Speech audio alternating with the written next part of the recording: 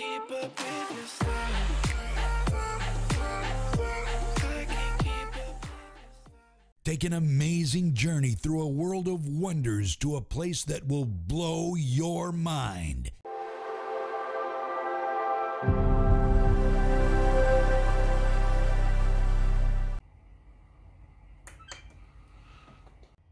Hey, what is going on, everybody? This is Eric here with No Loss Production.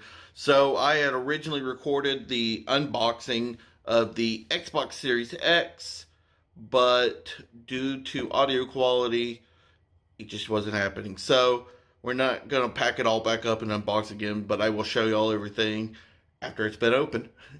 And if y'all look around, my area is in a complete disarray because we had to set up the new TV.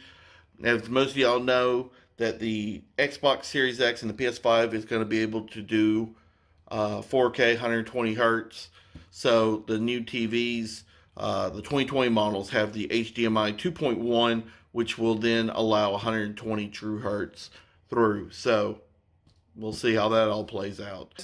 Here's what we're here to look at. As you can see, where we've already been touching it and everything, I got it kind of somewhat dirty, but there is the mini fridge. It's got a 240 fan sitting in there. It's huge. Of course, it's got its power button, and that's your button there to control or to add your controllers and in and out disc.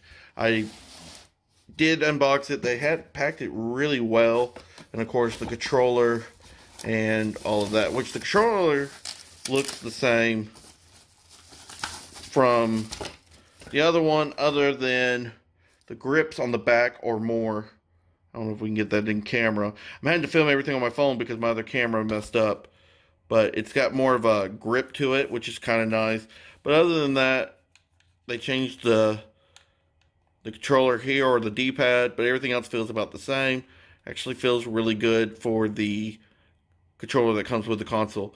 But we also ordered the Elite 2 to go with it, so looking forward to that. Alright, I'm going to get everything hooked up and we'll be back here with the demo. Alright, so let's get down to it. Setup on this was extremely easy.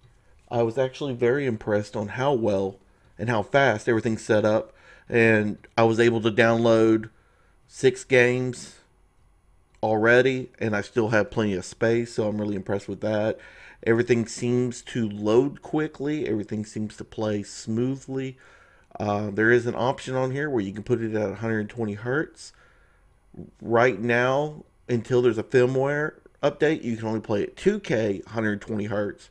But if you want to play at 4K, you have to be at 60 frames a second, which isn't a deal killer, but you know, hey, whatever. Every game's in HDR10, so I really like that.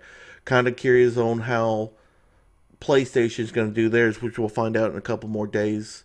Today's Tuesday of this recording, so I think it comes out Wednesday or Thursday.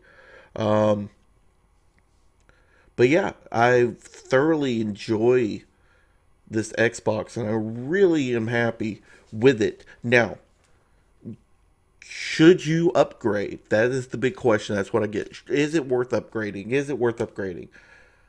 What I've noticed from this Xbox, from the Xbox One X to the Xbox Series X, I wish they would simplify the name. That's probably my biggest complaint about Microsoft, but other than that, anyways, I digress.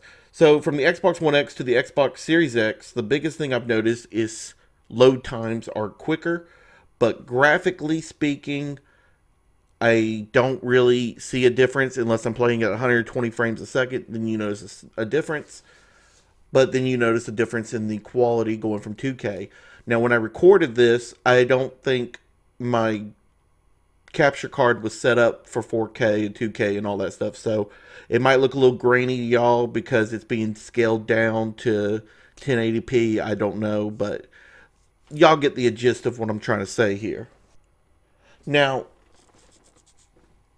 some games look better than others. Last game we were playing was Rogue Company, which is in beta form. So you can't really judge a game that's still in beta form. But games like Hellblade look amazing. Of course, at the time of this recording, I was still downloading Halo and a few other games, so I didn't get as many game clips in here as I wanted. But I feel like this will just show y'all, and of course, y'all could always catch the stream over on Twitch under another _ lost _ production on Twitch TV.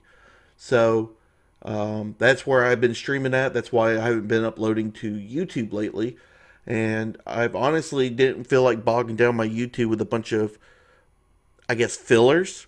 I'm just not like that. So I waited till there was actually something I wanted to share with you guys on YouTube. Other than that, Twitch is where we do all our streaming at. So if y'all wonder where I've gone, Twitch is the place.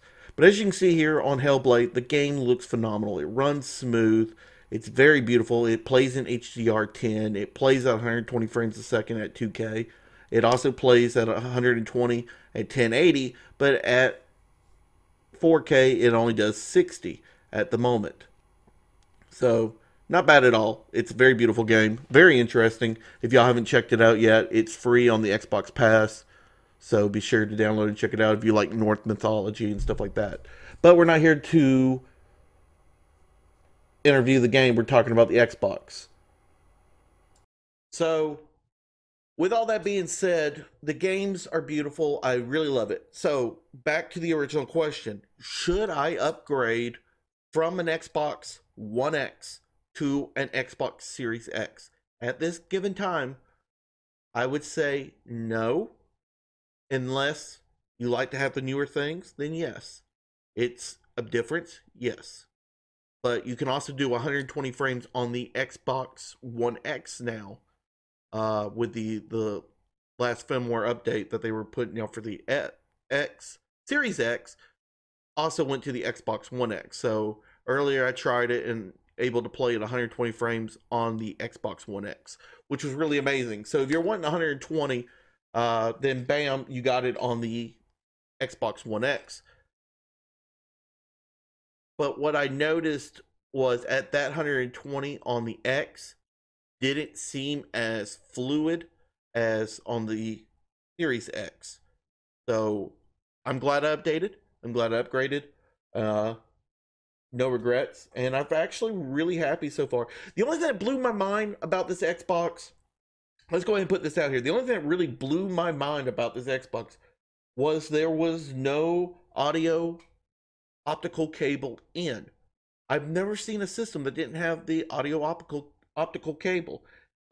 Really just kind of mind-boggling, if you ask me. So my Astro headsets work, but they don't work like they did because I don't have an audio optical cable. So we'll see. I'm sure the PlayStation will have one. I just don't know why they left it out. But I did like that the stand was included with this one and everything. So overall, just really happy with it. It does have mouse and keyboard compatibility.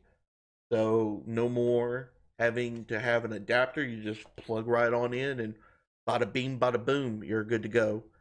Anyways, I hope you guys enjoyed this video. If y'all would, go ahead and hit me up with a like and a sub. Or if you're already subbed, then just the like will do. But if y'all would, come over and check me out on Twitch. I'd love to have people hanging out with.